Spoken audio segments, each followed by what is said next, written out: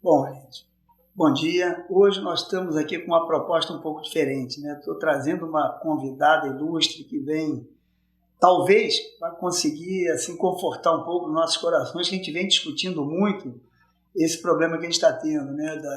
Do uso excessivo de telas, as crianças com vários problemas, a ciência mandando para a gente os perigos de uso abusivo de tela e a gente sem saber administrar essa história, que é extremamente angustiante, né? Porque realmente elas vieram para ficar. Ninguém mais vai...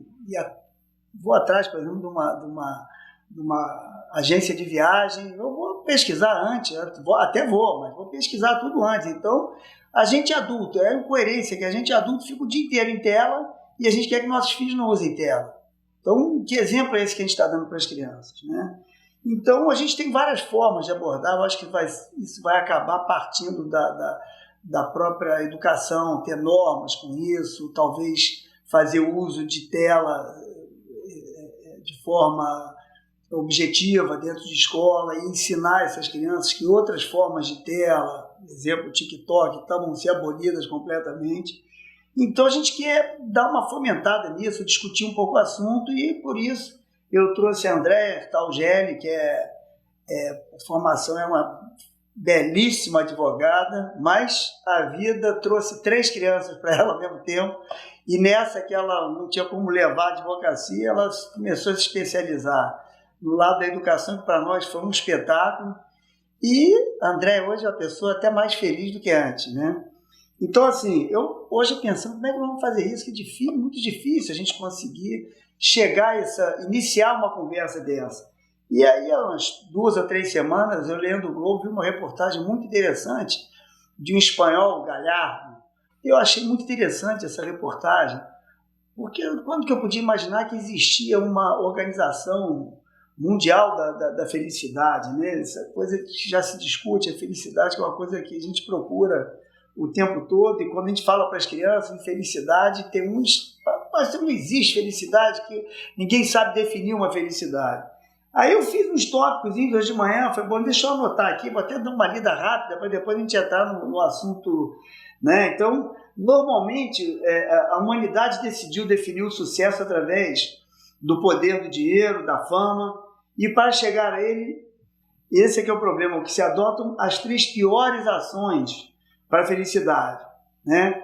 Que é o comparar-se, queixar-se e competir, né? Um mundo que nos leva de forma rotineira a um estado de carência e infelicidade, né? Então a felicidade é uma técnica, né? E a gente tem que praticar. Por isso que a gente está querendo fomentar isso para depois, né, a gente entrar no assunto. Uma pessoa pode ativar a felicidade ao estar no campo, pode estar na natureza, em contato com a natureza, abraçar uma árvore, estar com os amigos, conversar, comer chocolate, né? Correr, viajar, isso tudo são coisas, são ativadores de felicidade. Todos nós temos dentro da gente a felicidade, né? Só que a gente tem que ativá-la.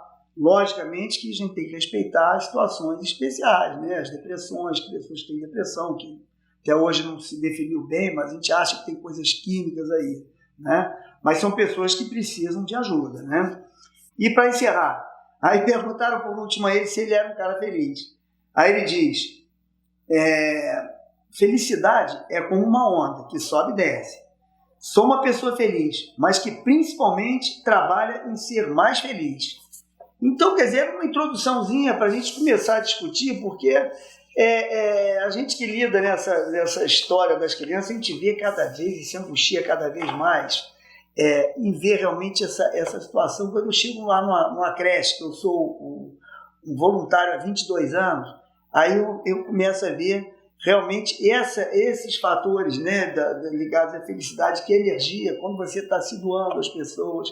E ao mesmo tempo eu começo a observar a criança. Você põe 2 crianças, são felizes, elas já estão brincando, um puxa a orelha do outro, dá cambalhota, brinca, está dando gargalhada. Chego no consultório, as crianças, quando eu começo a conversar sobre a consulta com as mães, o garoto já chega, ou a menina chega para a mãe, mãe, estou entediado. Caramba, a mãe imediatamente tira o celular dela, entrega na mão da criança para poder ouvir o que a gente está falando, né? E eu, nessa história, conversando com o André, falei, André, pelo amor de Deus, eu não aguento mais. As crianças já têm a palavrinha-chave, que é entediado, os pais entram em desespero. Surtam. Meu filho está entediado, eu tenho que fazer alguma coisa, e arranca logo aquele celular. André, eu falei, calma. O que eles têm que entender é o seguinte, cara. O estar entediado é o que faz a criança procurar alguma coisa. 2 crianças brincam com caixa de sapato, com árvore, com bola, e são felizes, um gargalhado depois de 10 minutos. Então o André falou assim, calma, deixa eles ficarem entediados um pouco, que eles vão achar o espaço deles, né? Então a gente vai começar a conversar com o André agora. O André vai expor toda a evolução dela aí nesse estudo, né? Que eu acho que é importantíssimo, e depois a Laura vai ajudar a gente nisso, fazer aqui uma conversa produtiva. Então vamos lá, André. Então, a gente falando um pouquinho... Se apresenta primeiro. Felicidade, né? Eu sou a Andréia, eu vim da carreira jurídica, trabalhei durante muitos e muitos anos, né? Em escritórios de advocacia, multinacionais, e aí chegou um determinado momento da minha vida em que eu resolvi fazer uma opção, né? Uma opção em busca da felicidade. É uma decisão super difícil, obviamente, né? Depois de muitos e muitos anos, eu já tinha um cargo alto numa empresa, e aí largar tudo por um motivo maior, né? Mas foi por um motivo de doação, inclusive, né? Por um motivo de amor extremo, né? Eu resolvi efetivamente me dedicar à minha família, e meu marido, né, tem também um emprego dele, a gente conversou e tudo mais, e um dos dois ali precisaria tomar uma decisão, porque os dois estavam indo para carreiras profissionais e dedicações profissionais que não permitiriam que a gente fizesse o que a gente acreditava ser certo, né, naquele momento.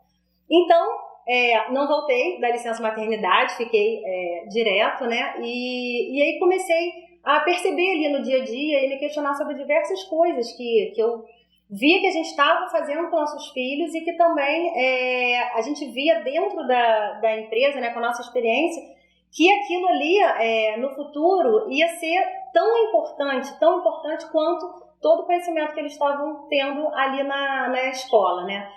E aí comecei a estudar, comecei a ver formas de felicidade, comecei a ver formas de inteligência, né? Formas de estimular, porque hoje em dia, o que acontece, assim, a gente fica muito preocupado com os nossos filhos, que eles tenham um bom rendimento escolar, né? Então tá indo bem na escola, tá tudo bem. E a gente percebeu que isso não é verdade. Então a gente precisa estimular também outras formas de inteligência nos nossos filhos, para que eles consigam ter um sucesso maior lá na frente. E aí, pesquisando sobre inteligências múltiplas e tal, aí eu parei numa matéria, era o Howard Gardner, né, que foi o criador dessa teoria das inteligências, e aí havia uma empresa aqui no Brasil, cujo dono tinha ido até Harvard fazer um curso sobre o futuro da educação e estava trazendo essa metodologia aqui para o Brasil.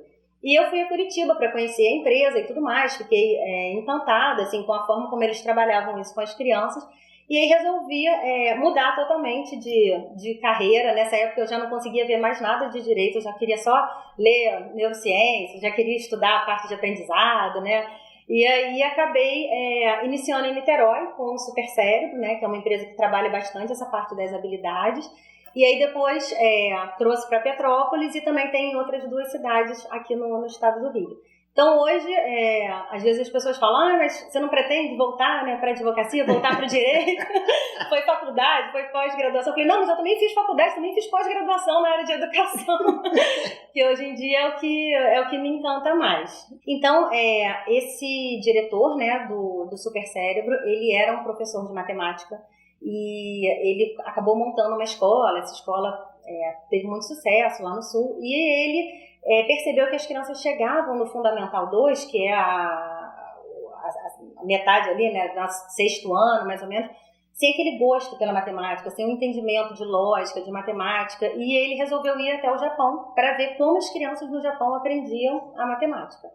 E aí, chegando lá no Japão, ele descobriu um ábaco, né, que é o soroban, que é uma forma como as crianças conseguem ver de uma forma muito concreta ali a questão de número, quantidade e tudo. E ele começou a estudar essa metodologia e percebeu que aquilo, muito além de ser um instrumento só para matemática, aquilo era uma forma como os japoneses desenvolviam foco, concentração, o cálculo mental, né? Então você acaba passando um número que a gente está do lado esquerdo do cérebro, né? A gente acaba transformando numa imagem para o lado direito do cérebro para conseguir fazer cálculos mentais, né? Como essas crianças do quadro, né, Pequenos Gênios do Luciano Huck fazem, né? Eles utilizam essa metodologia. Então ele trouxe isso pro Brasil. E aí, a campeã brasileira de Soroban e de cálculo mental veio a ser a gerente pedagógica do Supercérebro. Então, a gente vem, eu estou há mais de 3 anos, né, com a empresa, então a gente vem buscando, assim, trazer um pouco mais de informação, de conhecimento, né, porque a gente está nadando contra a maré, né. Quanto mais o uso do eletrônico o tempo inteiro, quanto mais as crianças estão sem conversar, né, estão ali no mundinho dela, menos elas estão desenvolvendo essas habilidades. Então, nosso objetivo é esse, assim, é desenvolver mais foco, atenção, raciocínio, lógico, nessa primeira parte da aula. Aí a gente entra com os exercícios de estimulação cognitiva, aí a gente trabalha bastante memória, trabalha vários tipos de atenção, né, e tudo mais. E aí a gente entra também com os jogos, porque aí entra na metodologia do desenvolvimento de habilidades socioemocionais. E aí, através desses jogos, é que a gente trabalha ali. A criança saber esperar. A gente tem alunos que, quando começam o curso, não conseguem esperar dar a volta para chegar nele de volta no jogo. Não conseguem, mas por quê? O celular, assim, o eletrônico, e a vida hoje em dia tão corrida, é tudo muito imediato. É tudo para agora, né? Então, por exemplo, eles estão lá, estão jogando um joguinho. Ou estão assistindo um filme, vocês devem perceber, né? A criança está assistindo um filme. Começa a assistir, você já vê o dedinho, passa um pouquinho para frente, passa um pouquinho para frente. Não consegue nem assistir a um filme inteiro hoje em dia, né? Ler um livro, então, é quase impossível. As mensagens aceleram, né?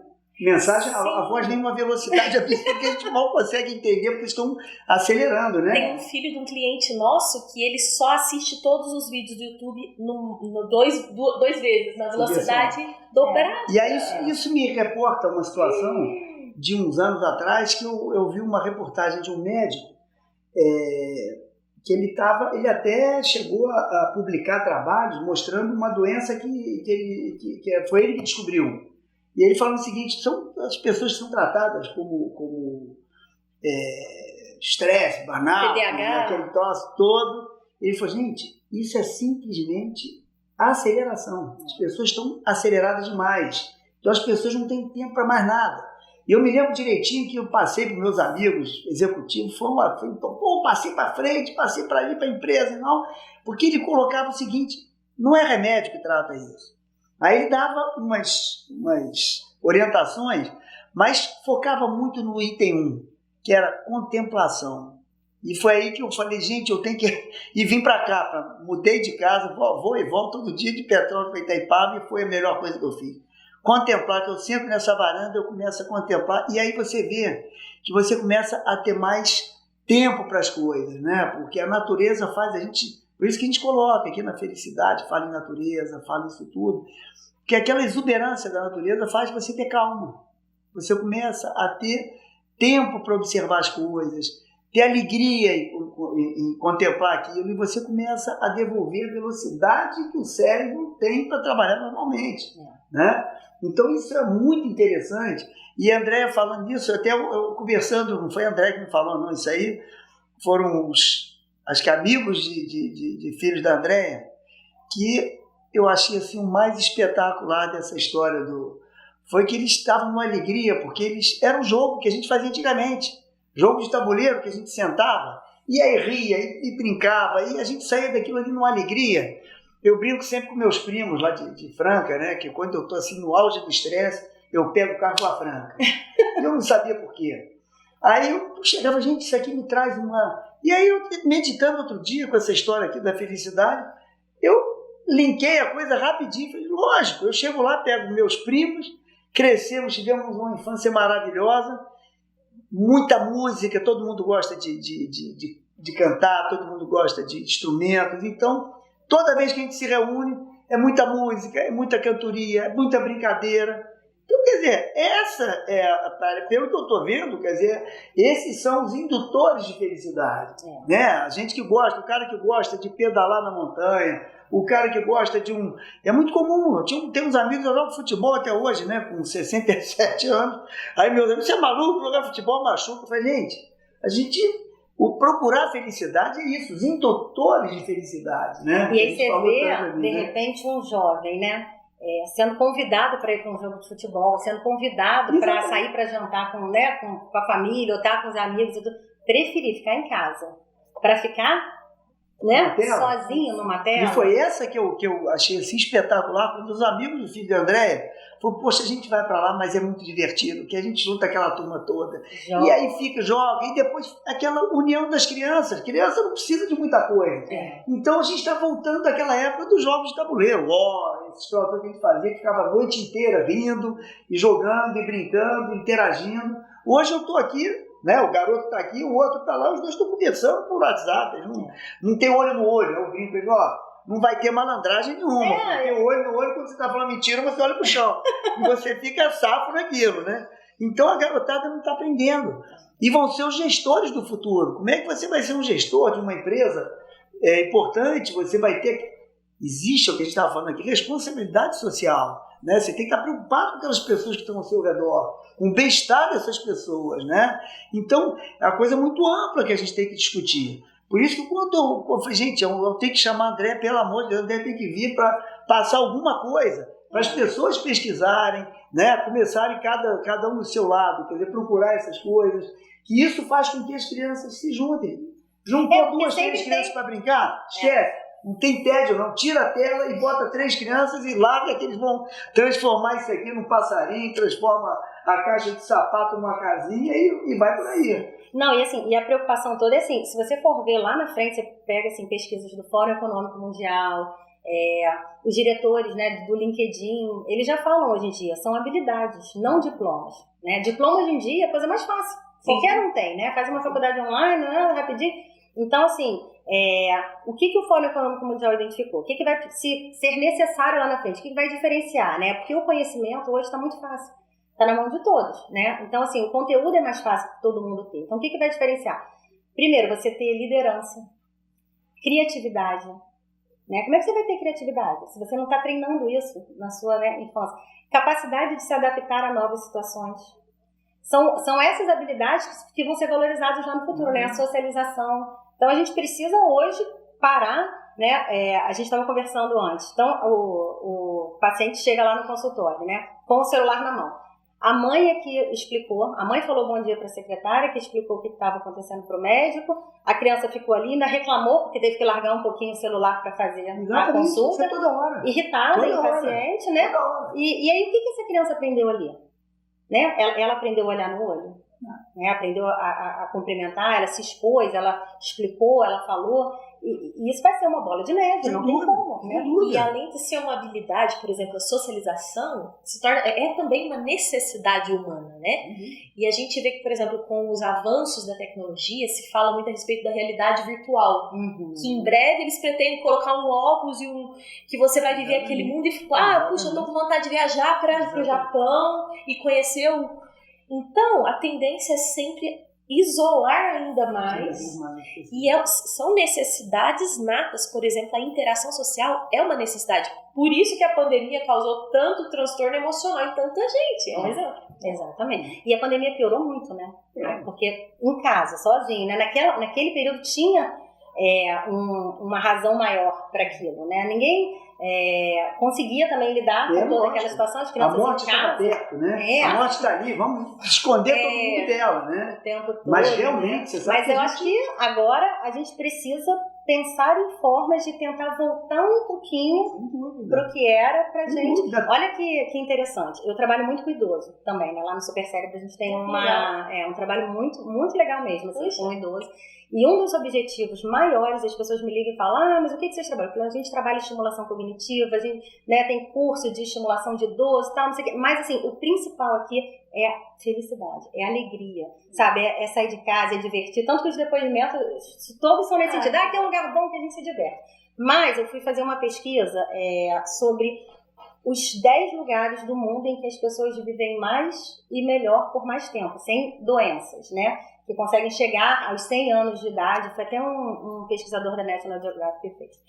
E aí, nessa pesquisa, eles identificam algumas coisas para ser que nessas localidades as pessoas faziam e que conseguiam chegar lá na frente melhor.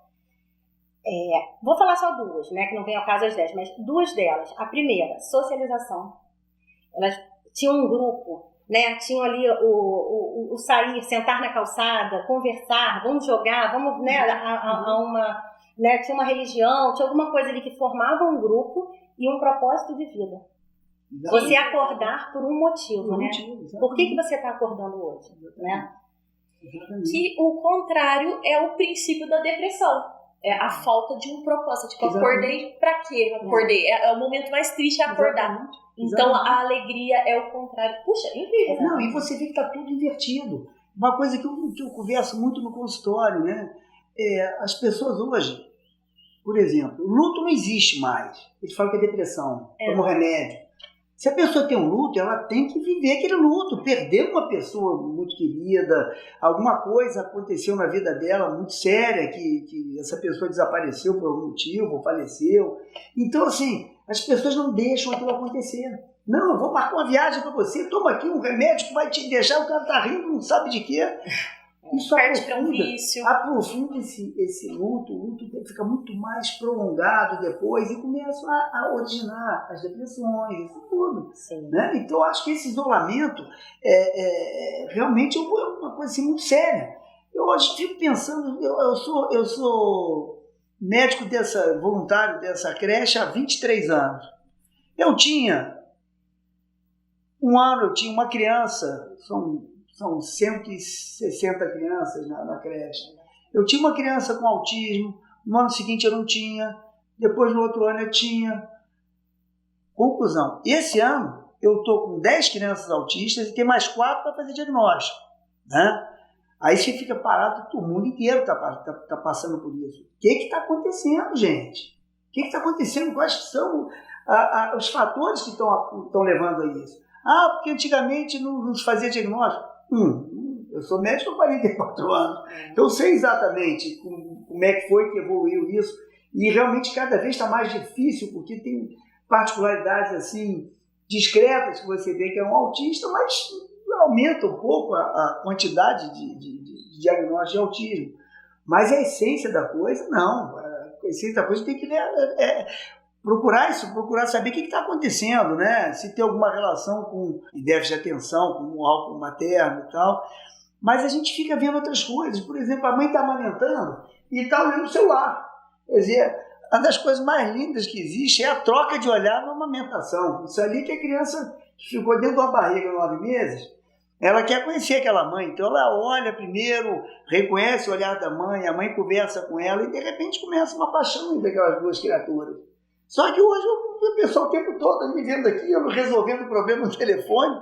Então a gente fica questionando, o que está acontecendo, gente? A gente não sabe o que é. Né? Mas tem que botar essas coisas assim, jogar na mesa e depois a gente vai tentar, cada um do seu lado, procurar o que é.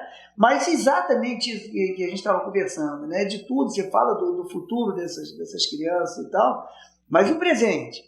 Né? E aquela coisa que a gente olhava para tiver 2, 3 crianças, tinha gargalhada, tinha brincadeira, era o tempo todo de alegria, todo sujo, brincando com guerra de lama, aquele negócio todo. E hoje você começa a ver as crianças, um lá, outro cá, jogando, conversando no WhatsApp, e cadê o sorriso? Cadê a brincadeira? Né?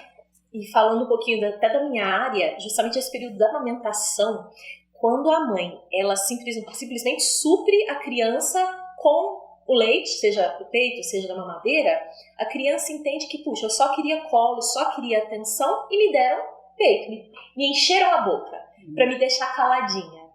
Isso daí, a criança e a pessoa quando cresce, ela carrega uma dor que é a principal no mundo hoje.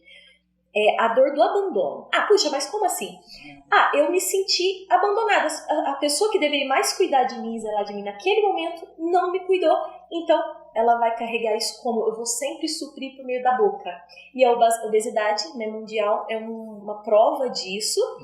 E aí, essa sensação... E os outros distúrbios nutricionais, né? Bulimia, anorexia, exatamente. Isso tudo... E aí esse isolamento só agrava este problema, porque esta criança ela tem uma necessidade ainda maior de interação social.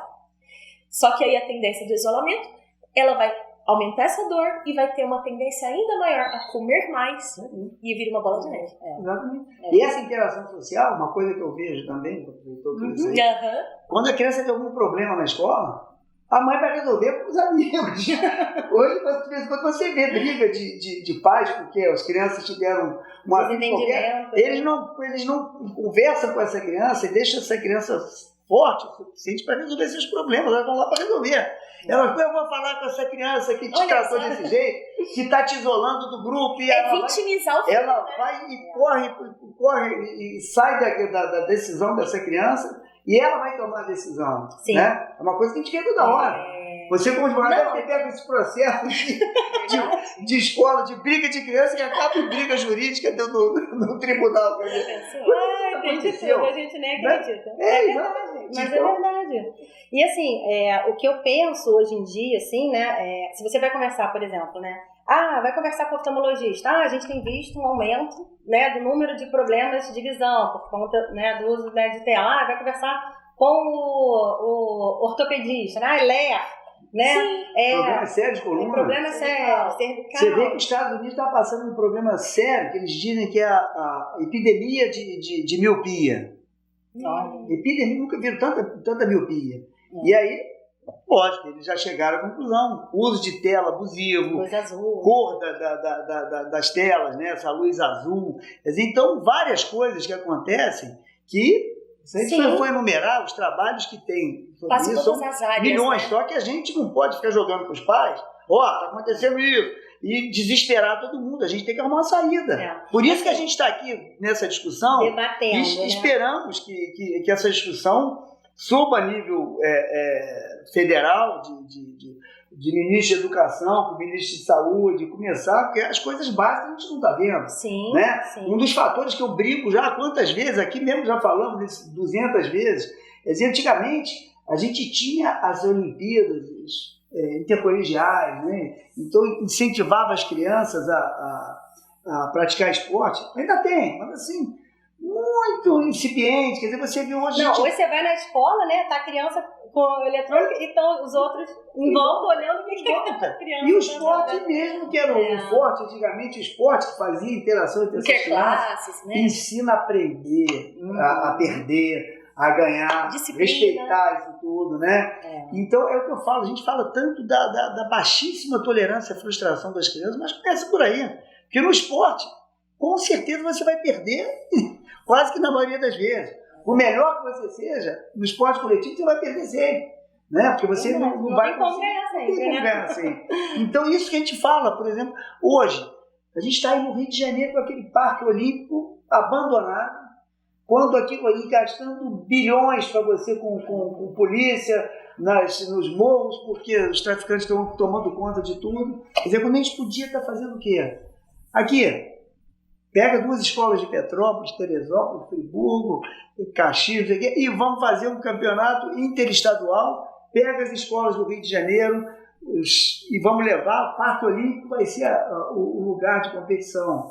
Quer dizer, é um lugar caro de manutenção, mas quando você olhar isso em termos de educação, de saúde, fica muito barato e com o benefício que educação, saúde e segurança, que é uma loucura o que se gasta. E a gente não vê de cima políticas importantes, que eu acho que isso tem que ser política tanto de educação quanto de saúde em nível federal.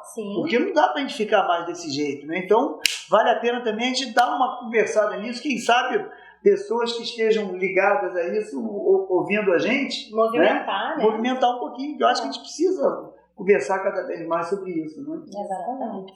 Estimular o esporte, né?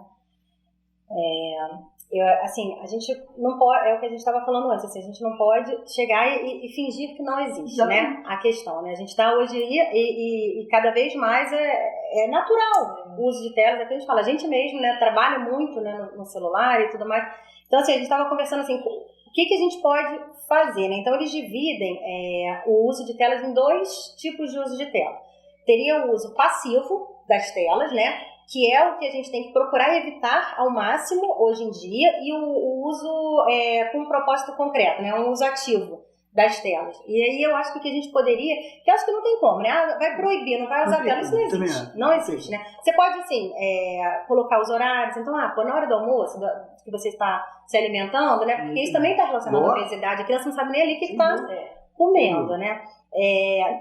1 a 2 horas antes de dormir, para já produzir os hormônios necessários para o sono, ok, né? Mas vamos botar ali, né, um uso, né, equilibrado ali de tela durante o dia, tentando, durante esse dia, também dividir esse tempo de tela. Entre esse uso que a pessoa fica lá vendo aqueles vídeos, né, sem propósito nenhum, né? Ver quantas curtidas tem. Exatamente. Aí não tem curtida nenhuma, eu sou o pior cara do mundo.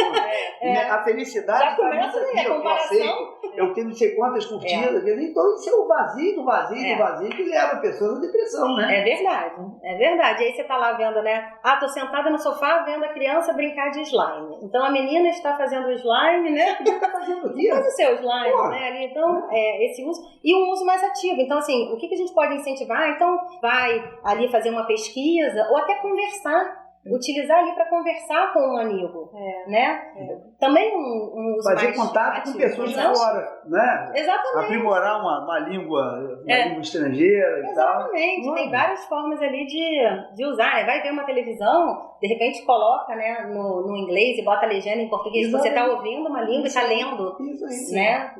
Para auxiliar, né? Sim. Agora, depois de, imagina, 8, 7 horas por dia, que está a média, né? 7 horas por dia de utilização de eletrônica. Você dá um livro na mão dessa criança.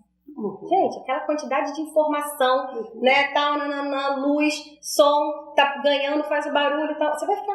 Como você vai conseguir se concentrar? E todos eles com problema de sono. Quando você fala, mas não pode levar a tela para o quarto. Como assim? Isso está na cara que a luz azul, isso tudo excita de uma tal forma. A gente pega um livro. Pega um livro de lado da tela. Livro. Ele olha para a tua cara e diz, não existe mais, é coisa do passado. Né? Então, mas se alguém quiser saber um pouco mais a respeito de sugestões de repente, aplicativos, não sei como funciona. Então, eu acho que a gente poderia fazer na legenda, né, embaixo, a gente poderia fazer algumas sugestões ou de aplicativos, de formas também de controle, né? Que a gente pudesse, assim, passar dicas para os pais, de sites que a gente já pesquisou, que eu acho que vale a pena. Eu acho. Vale a pena. Você faz isso para nós? Espetáculo aí. Eu não sei, de repente, se você tem um meio de comunicação, uma rede social, que fala um pouco mais sobre isso. Isso, aí você bota as muitas mães podem se interessar. Eu acho muito interessante, gente. Muito interessante. Eu acho que é muito válido. E é o que eu falei, os amigos dos filhos da Andréia falaram, poxa, nós participamos de uma negócio muito bacana, todo mundo feliz de estar ali reunido um sábado, vamos para casa de fulano de tal para fazer isso. A gente tem feito agora festas de aniversário com o Super Cérebro. Ixi, então, é mó barato. É muito legal. É muito legal. Então, assim, ao invés de ter só a recreação, né, ou então as crianças ficarem sem recreação nenhuma num apartamento, cada um no seu eletrônico, a gente leva desafios, né, leva jogos de tabuleiros e tudo mais, e aí eles brincam ali naquele momento e eles amam. Tenho certeza. É muito fantástico. Então vai ficar, sabe? Depois então nós vamos te cobrar isso. Dá o dever de casa. A gente vai estar ali embaixo várias dicas. Espetáculo, cara. Isso aí. Isso é fundamental. Sim. Porque também não adianta só, né? Não tem como, né? Exatamente isso. Por isso que eu falei, hoje eu estava desesperado demais, como é que nós vamos começar essa conversa? Porque a gente fala, fica só botando medo nos pais.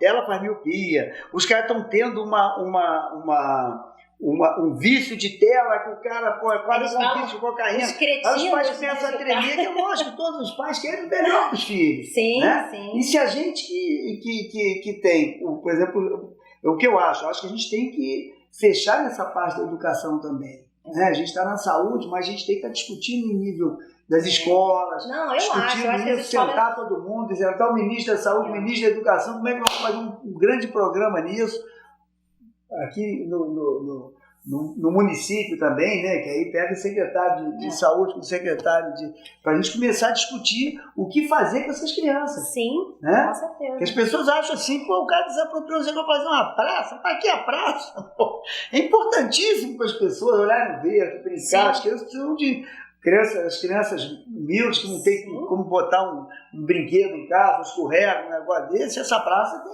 tem que fazer as crianças brincarem também, né? Então, eu acho que isso é uma... Inclusive, nos países orientais, você pega a China, por exemplo, onde, por exemplo, em Shanghai não existe verde. Não tem quase passarinho que não tem verde onde ele pousar. E aí você vê que são os maiores índices de suicídio, inclusive, entre eles estavam ensinando a sorrir. Ensinando a sorrir. Porque as pessoas estão perdendo. Olha que loucura. É instinto, né? Assim, é algo que deveria ser nato. Impressionante. Né? Mas é o que eu falo, a criança aprende a sorrir em 3 meses. Normalmente é com a mãe. Quem deu o lindão da mamãe, a criança dá aquela gargalhada, e hoje eu fico bobo aqui, o velho, quando eu vou examinar a criança, eu fico uns 10 minutos brincando com a criança, e a criança, aquela coisa da imitação, a criança, um bebê. Mímica, né? Bebê de 1 mês, ele fica mexendo a linguinha, e o pessoal fica assim, pô, o velho tá ficando... Agora que ele tem neto, ele tá querendo curtir o neto, o filho dos outros, né? Mas não é, que você também começa a tentar ver essas habilidades do bebê. E você vê que tem uns que completamente desligaram. E como você tem uma experiência de muitas décadas aí, não né? É verdade. Quem faz a criança sorrir, você quer ver um absurdo maior que aconteceu na pandemia? Os avós não podiam chegar perto das crianças. Vai pegar, a avó vai pegar a infecção e vai morrer, ou a criança não está pegando Covid, mas ela pode passar para a avó. Então, os hospitais, os avós não iam. Uma criança que tem avô e avó e não pode curtir. Né? É impressionante como as crianças ficam com aquela criança chora o tempo todo quando vê pessoas diferentes. Ela só conhece o pai e a mãe, porque uma das crianças que chegou no consultório, que veio com laudo de autismo e tal, eu examinei a criança toda, um garotinho maior, assim, de não é nada, 2 anos e meio. E aí, engraçado, não estou achando isso assim, não achei ainda. Aí liguei para a escola, perguntei para onde a criança estudava, liguei para a escola e aí falei com a diretora, falei, eu sou pediatra e tal, e eu queria falar com vocês sobre a criança tal, assim, não sei se falaria com a diretora, com a professora. Doutor, mas o senhor também? Eu falei, por quê? Não, porque ela vem com laudo de autismo. Não tem autismo nenhum. Não tem autismo. Essa criança, aqui a gente vê que a verdade é a seguinte, o médico tem dificuldade para fazer o diagnóstico, mas a professora não tem. A professora não tem. Convive demais. Impressionante. Nessas crianças que a gente agora está convivendo mais com elas, dentro de creche, né? Uma coisa é conviver dentro do consultório, mas você não convive. É um tempo. Porque a criança já chora até os 2 anos e meio, então ela tem medo de médico. E tadinho, o garoto que tem um autismo, então ele tem um medo horroroso, então ele grita mais do que os outros até. Né? Então você não tem como pegar, mas a professora é impressionante. Ela olha a criança e já percebeu, porque tem um comparativo ali geral, eles são né? um pouco diferentes, né? A lógica deles é um pouco diferente. Então, quando eles se colocam assim, numa situação de muito barulho. De barulho, sai do trilhozinho deles, eles entram em desespero. Então, a professora, imediato, negócio, impressionante. Mas, ao mesmo tempo, quando você tem o resgate, é uma coisa impressionante. Porque a gente outro dia fez lá na creche, foi até no dia do autismo, a gente fez um café da manhã só com os pais então foi muito bacana, porque você viu o relato de cada um, mostrar o sofrimento deles, assim, desesperador no primeiro momento, quando descobre. Depois vê que no mundo aí está cheio de autistas que você nem sabe que tem, uma coisa... O importante é trabalhar muito essa criança desde cedo, estimular muito, né? E você consegue, assim, uma resposta muito interessante. Bom, na maioria das vezes, né, as crianças são muito inteligentes, né? É sempre assim, o cara tem uma deficiência aqui, tem uma habilidade absurda do outro lado, né? Então, é essa coisa que a gente tem que estar discutindo, né? Por que houve essa mudança toda? Né? A gente não sabe. Bom, pessoal, então eu sei, vocês devem ter gostado também, eu gostei muito, né? Porque eu acho que a gente abriu aqui uma oportunidade de discussão grande, que eu acho que a gente tem que levar para as famílias, para dentro de casa, para a gente começar a discutir isso, e essas famílias levar para a escola, e começar todo um processo de discussão. Então, eu queria muito agradecer a Andréia, que realmente, olha, e se continuar aqui, nós temos mais umas 2 ou 3 horas de conversa com a Andréia, que ela vai ajudar muito a gente. Então, a gente até, vou tentar ver se a gente consegue, numa próxima oportunidade, a gente marcar mais um bate-papo para não ficar tão longo. Tá? Então, agradecer muito, Andréia. Foi ótimo. Eu que achei maravilhoso. Não sei o que eles acharam. Obrigada pelo convite. Muito bom. Excelente. Aprendemos muito. Muito obrigada.